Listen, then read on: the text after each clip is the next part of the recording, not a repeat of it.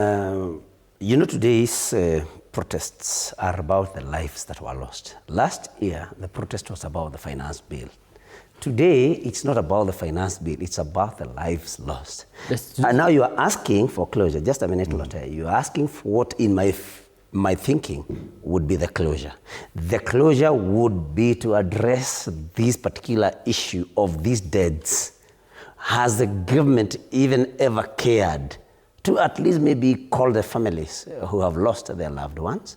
Have some discussion with them, try to understand how they feel, if possible to even apologize to them, if any compensation can be given to them so that at least they feel that the government, that these deaths happened not with the direct order by the government, but maybe by mistake or by overreaching. There was that suggestion yesterday in State House by the CS for Interior, Murkomen. Yes. You may have heard him say that they would be willing to have this discussion. Yes. Do you think that the government is aware enough that that is a route to take? The thing is, you also have to be careful. You also have to ask yourself what the motive is. I mean, why did Murkomen come up with this particular suggestion only yesterday while the protests were to happen today? Because this is something then that we should have done. But I want to say that that would be a step in the right direction, at least in trying to appease the families who lost their loved ones. At least let the youth see, let every Kenyan see that this government cares about its citizenry, that when one life is lost, it's one life too many. I mean, something like that should be able to be done by government. There should be a deliberate effort by government. There should be deliberate action by government to show that indeed the government also feels the loss of these young people and other Kenyans, especially who have died under or in the hands of the police. And we would also have, to bring closure, we would also want to see the president and the CS for Interior, whoever it is. It's Murkomen now, it was Kithure Kindiki yesterday. Let us see them talking to the police and engaging the police, and let us see them telling the police that they must act responsibly, especially when they're dealing with unarmed Kenyans. Let everybody see that government is making an effort to tell the police and to ask the police that whatever happens, you must protect life and property, and the lives of demonstrators matter. Then Kenyans will see that this government or any other government does not support the killings by the police. But what do we see? The president telling the police, nobody should provoke you, nobody is above the law, and not telling the police about any responsibility that they have.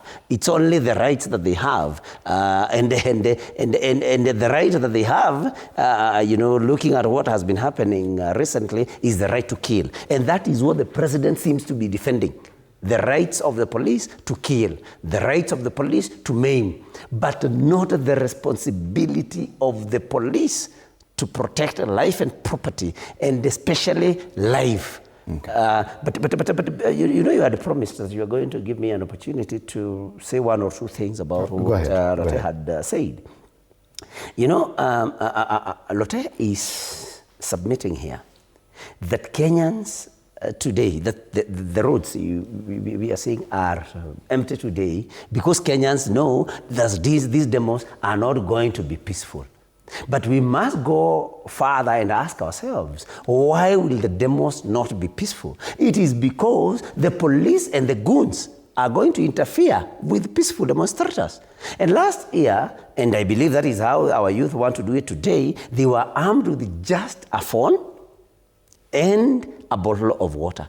Now we hear that the goons that have been mobilized by Sakaja and company, and that Kamket guy and others, that they want to they have instructed the goons to go and snatch the phones in the hands of our youth, so that the youth do not capture the brutality of the police as it is meted on innocent Kenyans. So Kenyans are not at home because they know that the demonstrators will cause havoc. They are at home because they know the police will attack even innocent people, including any bystanders on the streets of Nairobi. And that's why they are staying at home, not because the demonstrators will be violent.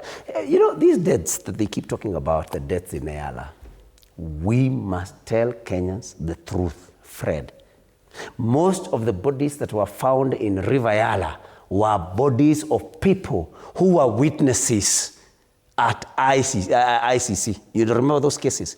ICC. So when I hear those serving this president, talk about, killings are not a new thing. I saw Kimani Ichung'wa, you remember when he was down dressing Natembea during the burial of the mother to Speaker Wetangula. That why did Natembea talk about the deaths of those whose bodies was found in River Yala? They forget that most of these bodies were bodies of people who were supposed to be ICC witnesses, where President Ruto was one of the accused persons. And I can tell you, these were people who were witnesses against President Ruto in ICC. President Uhuru Kenyatta was also a suspect. Yes, but most of the people that were killed, because they are known, and the testimonies they had given, they were not about President Kenyatta. They were about, they were witnesses against President William Ruto.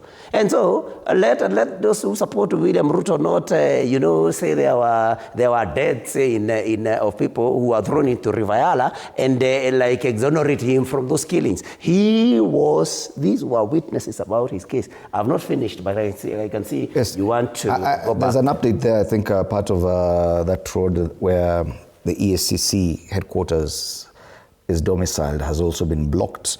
That means coming into town through that section of Kenyatta Avenue.